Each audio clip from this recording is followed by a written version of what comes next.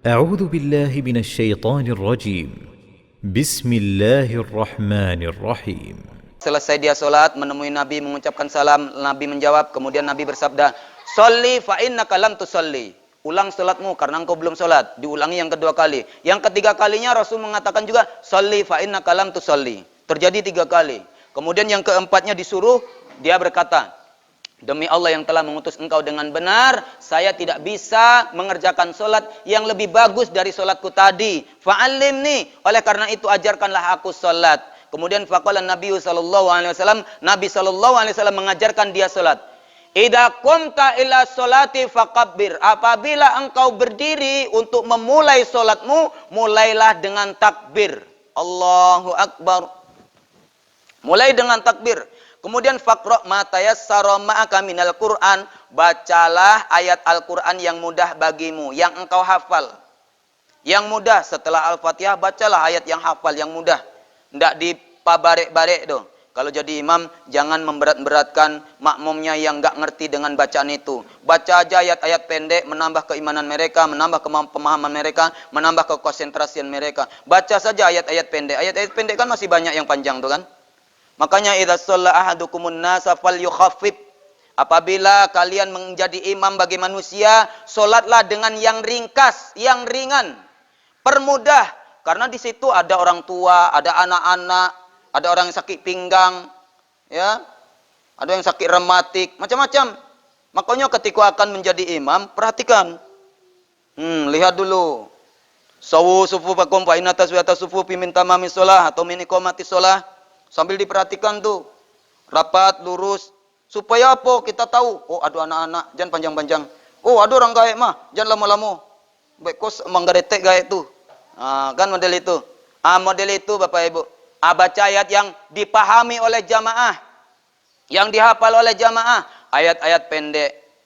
Jadi Bapak Ibu, ini salah satu kaidah cara belajar, cara memahami bacaan-bacaan yang telah diajarkan oleh Rasulullah SAW dan cara memahamkannya kepada jamaah.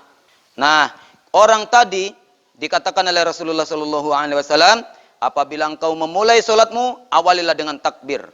Kemudian faqra' ma tayassara ma'aka minal Qur'an, bacalah ayat Al-Qur'an yang mudah bagimu, yang kau hafal.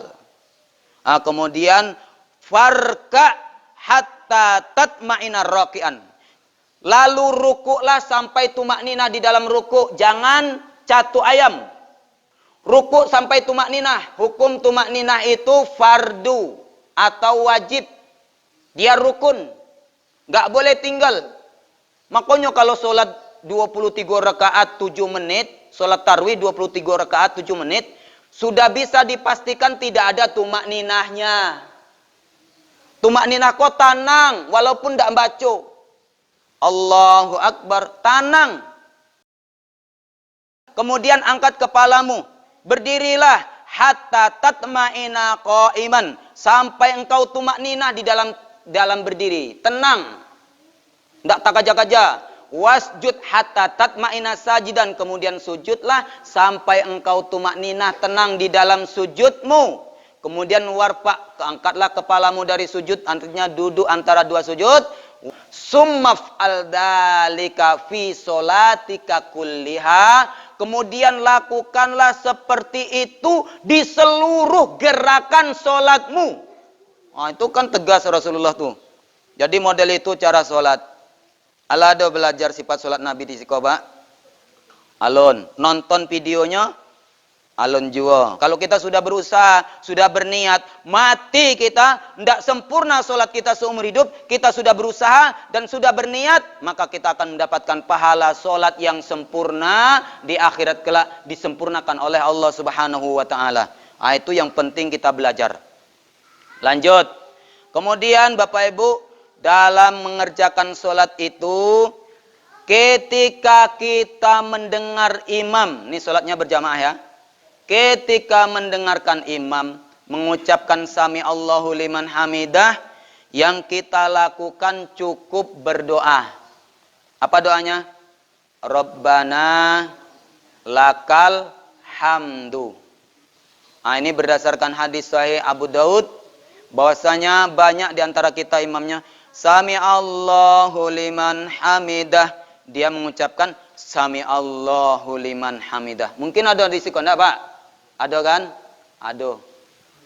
Jadi Bapak Ibu, apa dasarnya? Berdasarkan hadis Rasulullah sallallahu alaihi wasallam, innama ju'ilal imamu liyu'tamma bih. Imam itu dijadikan untuk diikuti.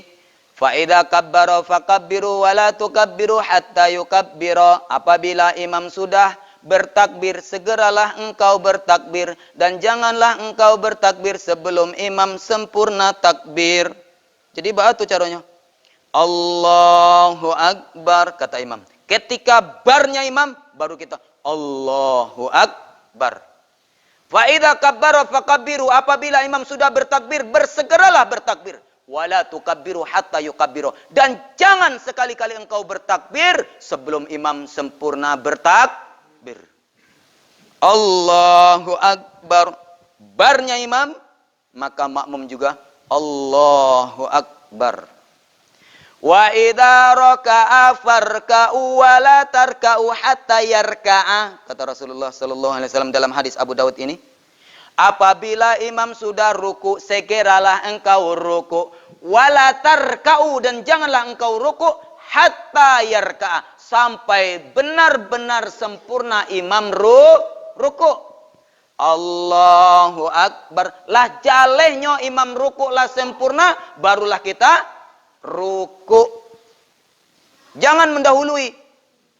Kemudian wa idza qalu sami'allahu liman hamidah, dan apabila imam sudah mengucapkan sami'allahu liman hamidah, kata imam. Sami'a ya, banyak imam kita ini yang kita dengar sami Allahu liman hamidah, Allah. Sami'a. Ada juga yang sami Allahu liman hamidah. Dia, huruf hamzah A. Itu salah. Sami'a, bukan sami'a. Jadi wa idza, apabila qalu, imam mengucapkan sami Allahu liman hamidah, itu kata imam, fakulu, kata Rasulullah sallallahu alaihi wasallam, ucapkanlah oleh kalian Rabbana lakal hamdu. Itu yang harus diucapkan. Ada lagi dalam riwayat yang lain, fakulu, maka ucapkanlah oleh kalian Allahumma Rabbana lakal hamdu. Pakai Allahumma. Dalam riwayat yang lain pakai walakal hamdu. Allahumma Rabbana walakal hamdu. Dalam riwayat yang lain, Rabbana walakal hamdu. Dalam riwayat yang lain, Rabbana lakal hamdu mil'us samawati wa mil'ul ardi wa mil'u ma syi'ta min syai'im ba'du.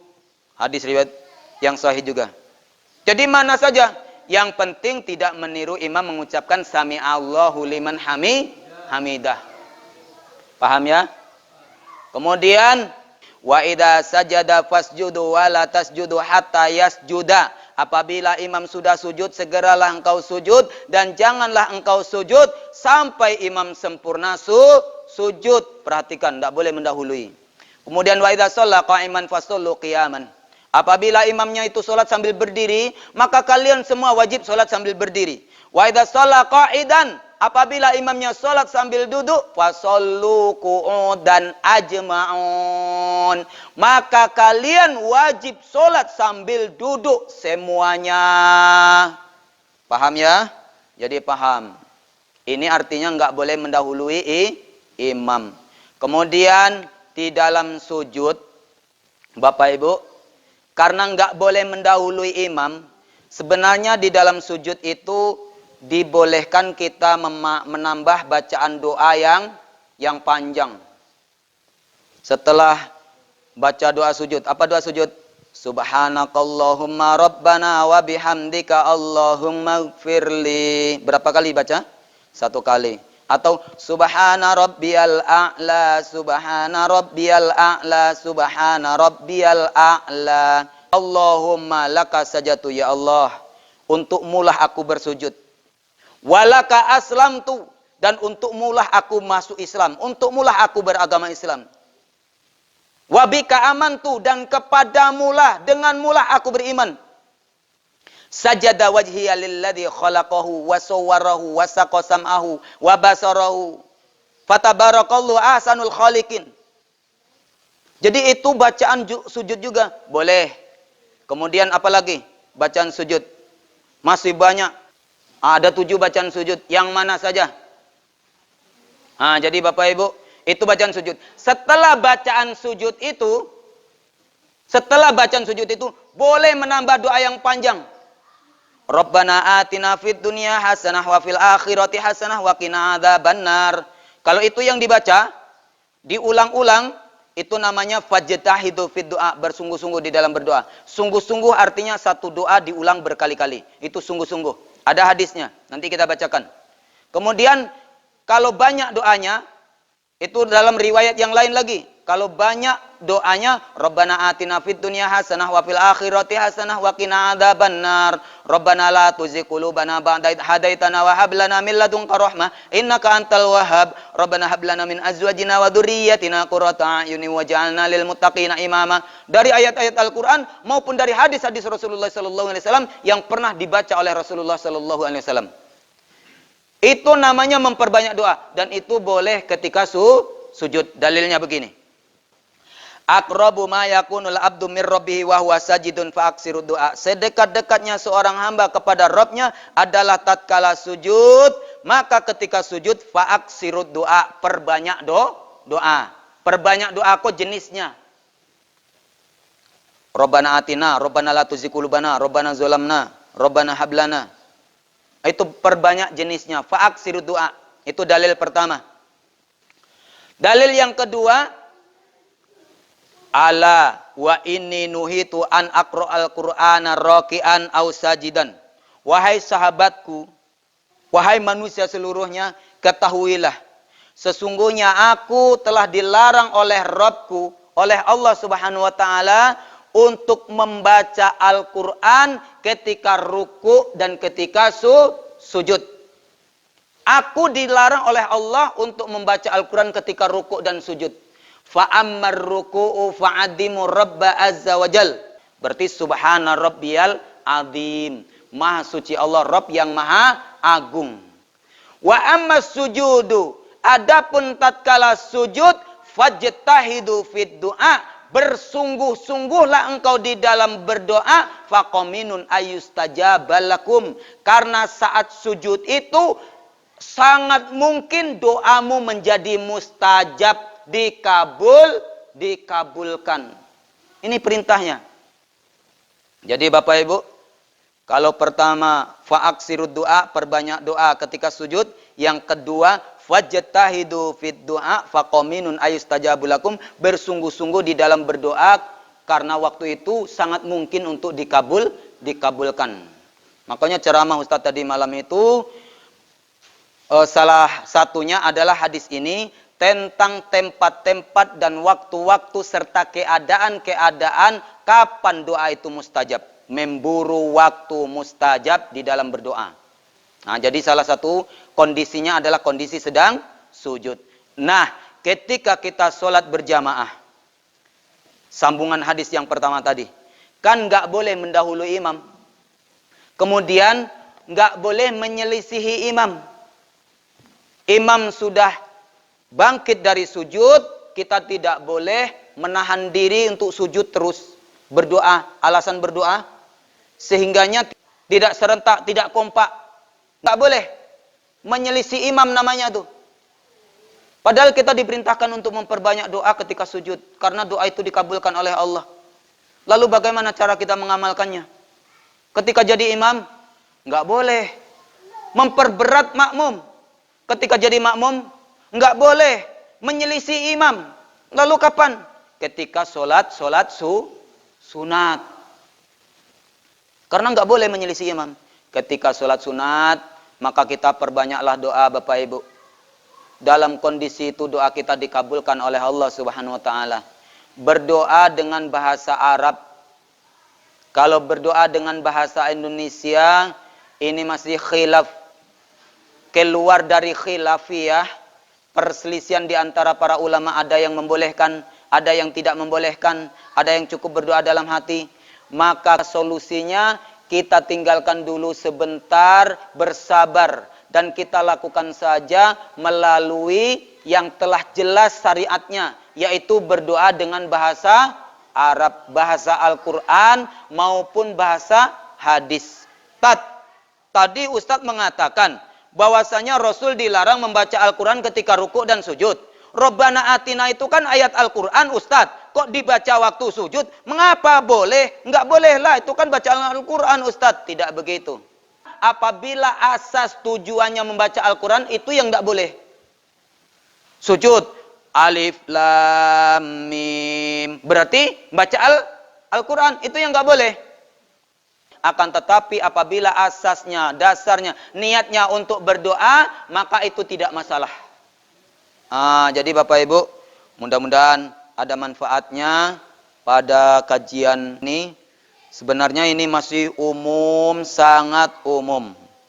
Dan yang khususnya itu, kalau kita pakai makalah, kita kasih, tadi malam Ustadz pakai makalah, dan biasanya Ustadz kalau mengaji, itu memang pakai makalah, ada yang didengar, nanti pulang ada yang dibawa. Kalau mendelikon tak ada yang membawa, entah enggak. Sampai di pintu tuh lah hilang ilmu tuh mah.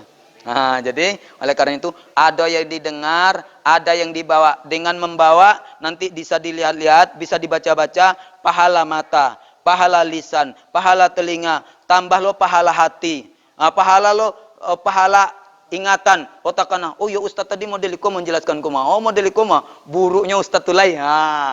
Kalau ingin melihat Ustaz yang penampilan yang paling buruk itu ketika ceramah, berkuar-kuar itu buruk banget tuh wajah Ustaz. Jadi Bapak Ibu, kok enggak bunyi-bunyi ya? Biasanya ada titit-titit waktu suruk. Enggak ada di sini. Oh, enggak pakai itu. Enggak ada ya. Masya Allah. Jadi besok pakai jam lagi Ustaz di sini, pakai beker lah kan? Pakai beker di sekolah supaya enggak menzolimi jamaah. Enggak menzolimi jamaah, ada yang punya hajat, ada yang punya keperluan segala macamnya. Ustaz telah menzolimi. Mohon maaf Ustaz sebesar-besarnya. Ada pertanyaan Bapak Ibu? Kalau enggak ada, kita cukupkan sampai di sini ya. Sampai di sini untuk kajian perdana dulu enggak apa-apa. Nanti pakai makalah supaya terstruktur, ada yang dibawa pulang Bapak Ibu, sehingganya Bapak Ibu memang benar-benar membawa pulang dari hasil kajian.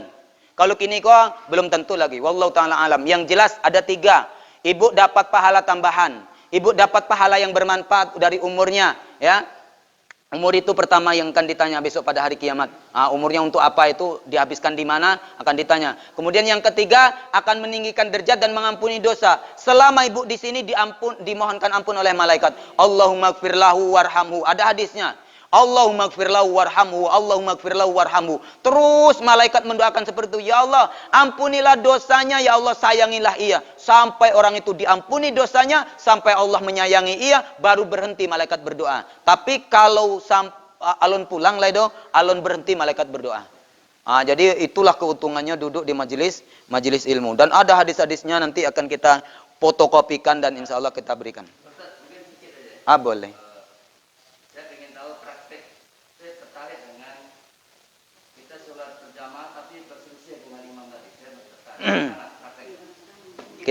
Kita praktekkan bonus ya 5 menit paling lama insya Allah. Yuk Ustadz. Perlu pakai ini? Oh ya, nggak apa-apa. Dokumentasi. Jika sholat hanya berdua laki-laki, 1 imam 1 makmum, maka sejajar. Ini berdasarkan hadis. Jadi sejajar. Nggak ada bedanya. Oh mundur seketik. Nggak ada. Pokoknya sejajar. Kalau memang hanya berdua. Kita praktekkan sholat bagaimana tidak menyelisih imam. Iya. Kita luruskan. Sawu sufufakum fa'inna taswiyatu sufufi min tamami sholah. Luruskan sahab.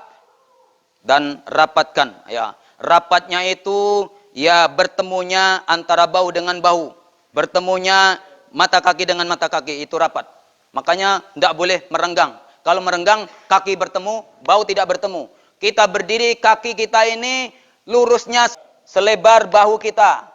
Jadi begini, bahu bertemu, kaki bertemu. Kalau begini, nggak ketemu nanti. Atau terlalu rapat modeliko, bahu ketemu, kaki nggak ketemu. Makanya lebarnya kaki kita selebar bahu kita. Ya, ini sudah. Kemudian Ustadz bertakbir, ketika tolong baru angkat tangan. Imam itu ada 3 keadaan. Boleh bertakbir dulu, baru angkat tangan. Boleh angkat tangan dulu, baru bertakbir. Boleh bersamaan, bertakbir dengan berangkat tangan. Tapi kalau jadi imam, supaya tidak didahului oleh makmumnya, maka imam harus angkat tangan terlebih dahulu, baru bertakbir. Allahu Akbar. Udah? Kita sekali lagi. Allahu Akbar. Allahu Akbar. Lurus. Punggung lurus. Udah lurus atau belum? Udah. Begini. Supaya lurus, tangan kita dihabiskan. Letaknya tangan kita di lutut dan tangan kita jangan melengkung. Lurus. Dan seolah-olah ada anak yang tunggang-tunggangan di punggung kita, kita kuat. Dihabiskan. Pokoknya kuat. Kokoh. Jangan asal sholat. Sami Allahu liman hamidah. Ketika sami Allahu liman hamidah, pada dah itulah makmumnya baru bergerak. Kemudian dulu gerak. Allahu Akbar. Duluan gerak dibanding takbir. Allahu Akbar. Iya. Kalau sebelum turun itu lututnya dulu atau tangannya dulu? Nanti ada penjelasannya, Pak. Panjang penjelasannya itu. Udah ada video Ustadz. Video Ustadz di Uswah TV, diinput sama orang Uswah TV. Ustadz punya channel namanya Amal Jariah TV, akan tetapi Uswah TV meliput Ustadz. Bisa ditonton di Uswah TV. Adi Gunawan Uswah TV YouTube. Allahu Akbar. Ketika sujud, ada 7 anggota sujud yang harus nempel Bapak Ibu. Lama-lama sujud ya, tahan ya Ustadz ya. Ya. Kaki rapat. Perhatikan kaki Ustadz. Kaki rapat, tidak dibedakan laki-laki perempuan. Pokoknya Rasul contoh untuk laki-laki dan perempuan. Kalau Rasul membuat berarti untuk laki-laki dan perempuan. Sama tuh. Kaki rapat. Berdiri, nempel di lantai. Kemudian hidung dan jidat nempel. Kemudian 2 tangan harus nempel. Paham ya? Nanti dalilnya akan kita jelaskan. Allahu Akbar. Jadi ketika akan berdiri, mengapa duduk sejenak? Namanya duduk al-istirahah, duduk istirahat. Ada dalilnya di dalam pelaksanaan sholat tasbih. Bapak Ibu, mengapa duduk sejenak sebelum berdiri? Itu ada dalilnya tentang tata cara pelaksanaan sholat tasbih. Udah paham ya? Kita balik. Khalas. Dalil tentang sujud 7 anggota badan. Tadi sujud harus nempel kening, hidung, 2 tangan, 2 lutut, 2 ujung jari kaki dan dirapatkan. Tentang hadis itu dijelaskan oleh Rasulullah sallallahu alaihi wasallam, hadisnya sahih. Umirtu an asjuda ala sab'ati a'dham. Aku diperintahkan untuk sujud pada 7 anggota tulang. Alal jabhati. Rasul mengatakan alal jabhati, memegang kepalanya. Hadisnya hanya sampai di situ, udah kita jelaskan di Uswah TV. Alal jabhati, karena perbuatan Rasulullah mengisyaratkan tangannya langsung narik tangannya ke hidung, dijelaskan oleh perawi hadis, buka kurung dikasih tambahan, wa asara biyadihi ila anfihi. Itu tambahan dari periwayat hadis. Dan Nabi mengisyaratkan 1 paket dengan hidung. Jadi, alal jabhati, di atas kening, Nabi mengisyaratkan tangannya ke hidung. 1 paket dengan hidung. Wal yadaini, kata Rasul, 2 tangan. Wa rukbataini, 2 lutut. Wa atrofil qadamaini, 2 ujung-ujung jari kaki. Jadi itu wajib nempel ketika sujud. 7 anggota tulang. 1, paket jo hidung. Tambah 2 tangan, 3. Tambah 2 lutut, 5. Tambah 2 ujung jari kaki.